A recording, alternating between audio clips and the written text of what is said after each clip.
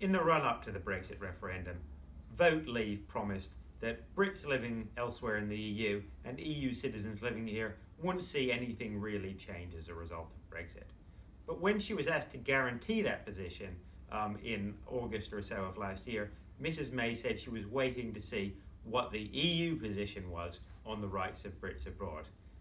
So, in due course, in about April of this year, the EU came up with their position, which was more or less the same as what Vote Leave said. They wanted EU citizens living here and Brits abroad to have pretty much exactly the same rights after Brexit that they have now, if that is, they've moved before Brexit Day.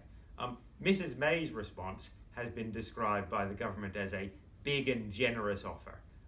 However, it actually doesn't go nearly as far as the EU's own offer. In particular, some rights, especially the right to be joined in future by family members, would be taken away from EU citizens living here and from Brits abroad. Moreover, another big sticking point is what happens if citizens feel that governments, either our government or other EU governments, aren't living up to the terms of the deal. The EU wants this to be enforced by the European Court of Justice.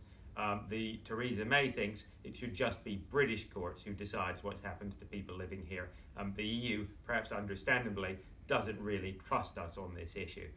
So what happens next? Well, in the end, there will probably be a deal. But it has to be said that Theresa May's offer is not looking that big or that generous.